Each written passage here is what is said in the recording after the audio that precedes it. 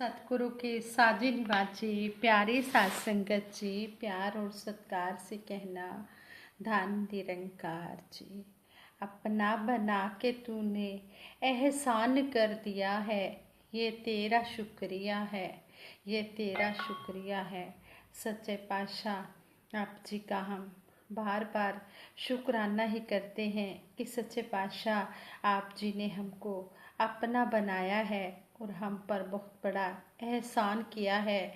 इस एहसान का कर्जा हम चुका नहीं सकते। सतगुरु सच्चा पातशाह ये भावना का भूखा होता है जो इसके दर पर भाव लेकर सच्चे दिल से श्रद्धा और समर्पण वाली भावना लेकर आता है। ये सच्चा पातशाह उसे अपने चरणों में स्थान दे देता है। संगत जी, शहंशाह बाबा अवतार सिंह जी महाराज के समय की बात है। सतगुरु माता सुदीक्षा जी महाराज के आशीर्वाद से दासी ये विचार रखने जा रही है। आप जी ये विचार प्रवान करें, अगर कोई गलती हो जाए तो क्षमा करें। कहते हैं कि शहंशाह बाबा अवतार सिंह जी महाराज अपने हर मिलने वाले से कहते कि इंसान को अपने घर में रहते हुए दैवी गुण अपनाने चाहिए। वह हर किसी से प्यार करते और किसी का दिल ना तोड़ने वाली प्रेरणा देते। एक बार शहंशाह बाबा अवतार सिंह जी महाराज अपने कुछ शिष्यों के साथ एक श्रद्धालु महात्मा के घर गए।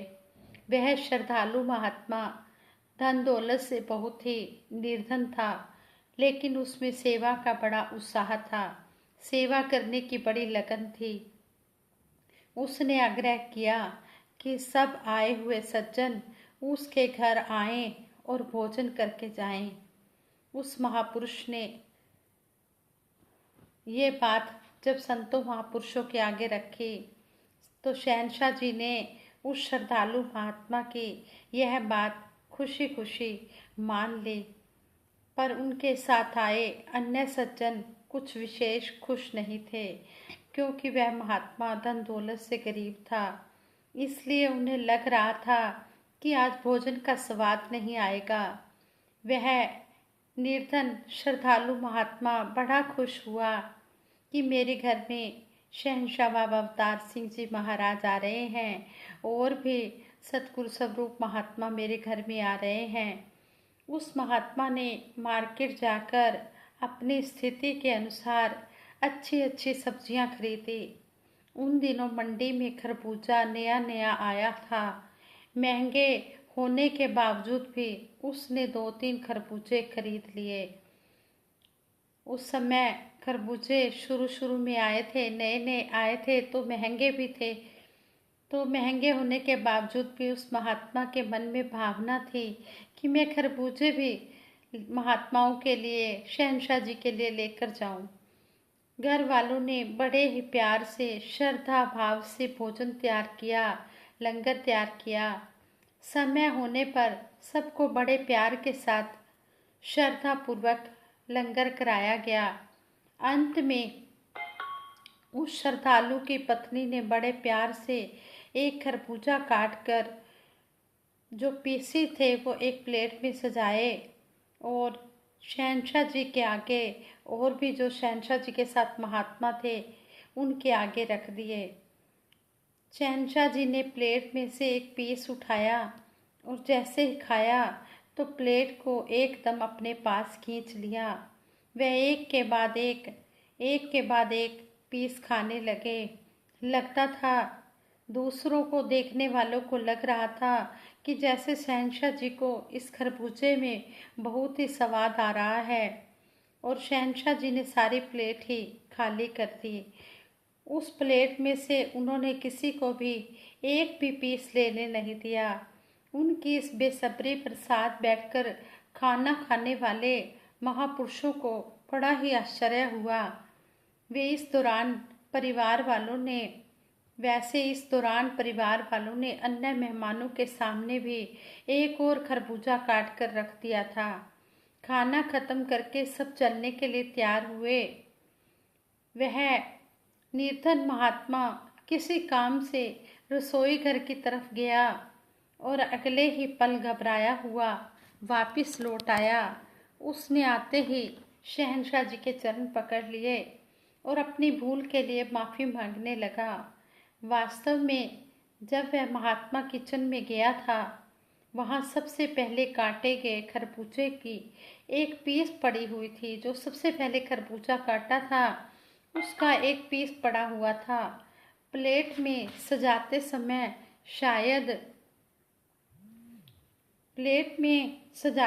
शायद एक पीस वहीं पर ही रह गया था। महात्मा ने सबसे पहले वाले खरबूजे में से एक पीस भी किसी अन्य व्यक्ति को, शहंशाह जी ने सबसे पहले खरबूजे में से एक पीस भी किसी और महापुरुष को खाने नहीं दिया। इसलिए सभी को विश्वास हो गया कि शायद वह खरबूजा बहुत ही टेस्टी होगा। जिज्ञासावश उस श्रद्धालु मेजबान ने वह पीस उठाकर मुंह में डाल लिया और फिर वह घबराया हुआ अंदर भागा, क्योंकि वह खरबूजा जहर की तरह कड़वा था। कड़वे खरबूजे के लिए जब उसने बार बार शहंशाह जी से माफ़ी मांगी, तो शहंशाह जी ने कहा, वह खरबूजा तो बहुत मीठा था, इसलिए तो मैं पूरे का पूरा खा गया। उस व्यक्ति की आंखों में श्रद्धा के आंसू बह निकले। शहंशाह जी ने उसे गले से लगा लिया और कहा कि स्वाद वस्तु में नहीं, खिलाने वाले की भावना में होता है। दूसरे लोगों को भी अब शहंशाह जी की बेसब्री का भेद पता चल गया और शहंशाह जी की महानता के आगे सभी नतमस्तक हो गए। शहंशाह जी पूरा खरबूजा इसलिए खा गए थे ताकि उस महात्मा के पोल ना खुले कि वो खरबूजा कड़वा है। किसी के मुख से ये ना निकल जाए कि ये खरबूजा कड़वा है, क्योंकि वो बड़ी श्रद्धा भाव से वो खरबूजा लेकर आया था। उस महात्मा के उसमें बड़े ही श्रद्धा भरे भाव थे।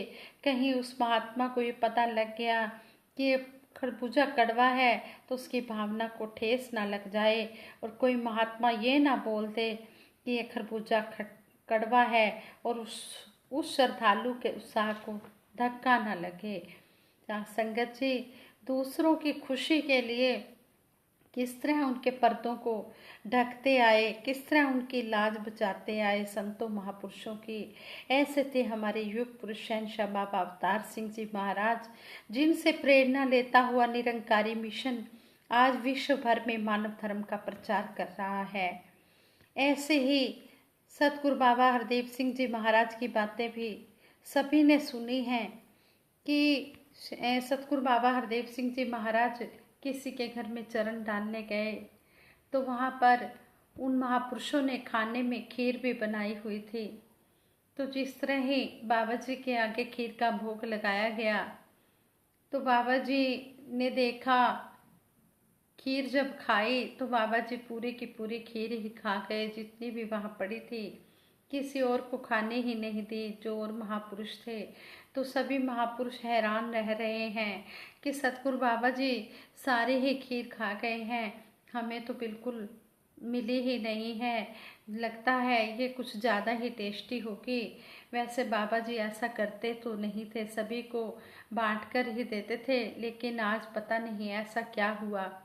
तो महात्मा बंटी जी अपने विचारों में बता रहे थे, कहने लगे, हमने उस परिवार वालों से कहा कि थोड़ा सा खीर का प्रसाद हमें भी प्रसाद रूप में दे दो, हम भी थोड़ा सा खा लेंगे। तो महात्माओं ने थोड़ी सी खीर एक कटोरी में रखी हुई थी। तो कहते हैं कि जब वो खीर महात्मा बंटी जी ने खाई तो कहते हैं कि मुझे ऐसे लगा जैसे फटे हुए दूध की खीर हो, जैसे दूध फट गया हो। तो कहते हैं कि जब हम वहाँ से चल पड़े तो मैंने रास्ते में बाबा जी से कहा कि बाबा जी आपने वो फटे हुए दूध वाली खीर कैसे खा ली।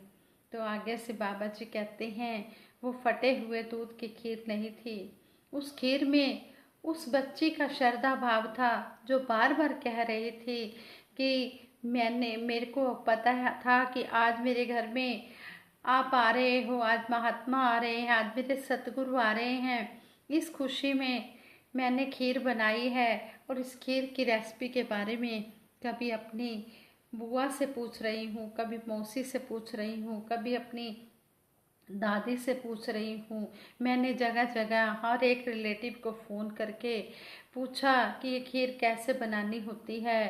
कहते हैं कि वो बच्ची कहती है, मेरे मन में यही भाव था कि मेरे घर में सतगुरु आएंगे, महापुरुष आएंगे और मैं अच्छी से अच्छी खीर बना पाऊँ।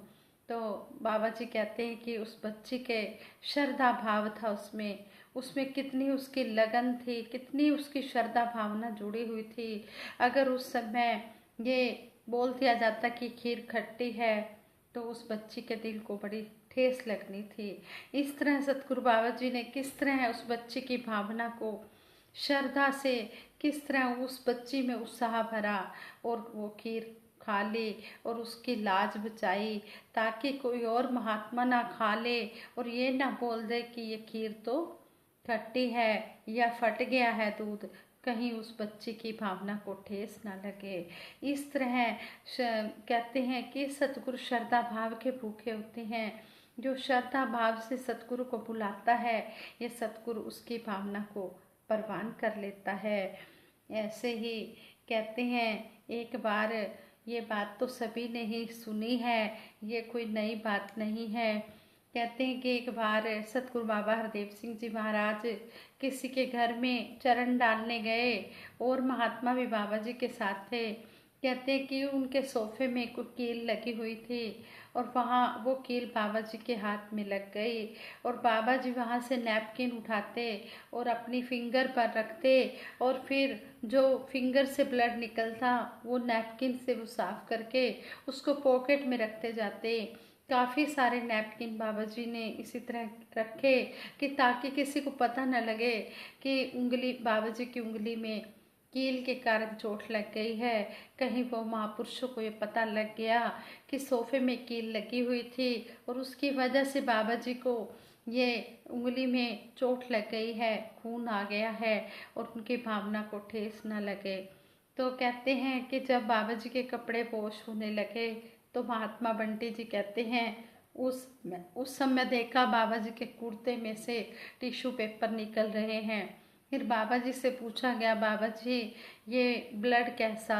तो बाबा जी ने कहा कि इस तरह उनके घर चरण डालने जब गए सभी तो उनके सोफे की कील लग गई थी और ये उस समय फिर वो कहने लगे कि बाबा जी आपने बताया ही नहीं। तो बाबा जी कहते हैं कि अगर उस समय बता दिया जाता तो महापुरुषों की भावना को ठेस लगनी थी, जिन्होंने इतनी खुशी खुशी इतनी श्रद्धा भावना के साथ सभी को बुलाया, उनके मन को ठेस लगती और इस तरह अच्छा नहीं लगता। तो इस तरह सतगुरु हर एक अपने गुरसी के पर्दे को ढकते हैं, हर एक की लाज बुझाते हैं। ऐसे हैं सतगुरु प्यारे। और इसी तरह कहते हैं कि सच्चे पातशाह हमें भी यही समझा रहे हैं कि हमने कभी भी किसी का पर्दा खुलने नहीं देना है, हमने हमेशा पर्दे ढक कर ही रखने हैं। ऐसे ही भाव हम सबके बन जाएं और हम इसी तरह सतगुरु के चरणों में जुड़े रहें। जैसा सतगुरु चाहते हैं वैसा ही हम अपना जीवन बना पाएं। इन्हीं शब्दों से दासी आप जी के चरणों से यही आशीर्वाद मांगती है कि जो शिक्षाएं हमें सतगुरु दे रहे हैं कि हमने प्यार ही प्यार बांटना है, प्यार से रहना है, प्यार ही करते चले जाना है। तो हमने इस तरह इन बातों को अपने जीवन में अपनाना है। सतगुरु खुद कर्म करके हमें ये बातें सिखा रहे हैं, पहले खुद कर्म कर रहे हैं और फिर हमें सिखा रहे हैं कि हमने कभी भी किसी का पर्दा नहीं खुलने देना है। इस तरह कहते हैं कि जो संत महात्मा अपने घर में बुलाते हैं उनकी भावनाओं को ठेस लगती है, तो हमने वस्तु के स्वाद को नहीं देखना, हमने उस महात्मा की श्रद्धा भावना को देखना है जो इतने प्यार से लगन से संतों महापुरुषों को अपने घर में बुलाते हैं। इसलिए जब भी किसी भी संत महात्मा के घर में जाएं तो हम हमेशा उनका आदर सत्कार तो करें ही, लेकिन जो भी वो प्रसाद रूप में, चाहे वो लंगर की सेवा हो, चाहे चाय की सेवा हो, चाहे कोई भी सेवा हो, हम कभी भी उसमें कोई भी नुक्स ना निकालें। हम उसको सतगुरु का प्रसाद समझकर और उस संत महात्मा की श्रद्धा भावना देखते हुए हम उसको प्रवान करें। साथ संगत जी, दासी से विचार करते हुए कई प्रकार की गलतियां हुई होंगी। उन गलतियों के लिए दासी क्षमा प्रार्थी है और दासी सबके भले की कामना के लिए सिमरन करवाएगी। सभी ने मिलकर सिमरन में सहयोग देना है। तू ही निरंकार, मैं तेरी शरण हाँ, मैनू बख्श लो। तू ही निरंकार, मैं तेरी शरण हाँ, मैनू बख्श लो। तू ही निरंकार, मैं तेरी शरण हाँ, मैनू बख्श लो। बोलिए सतगुरु माता सुदीक्षा सविंदर हरदेव जी महाराज की जय। निरंकारी राजमाता गुरु बचन अवतार की जय। साथ संगत जी प्यार से कहना धन निरंकार जी।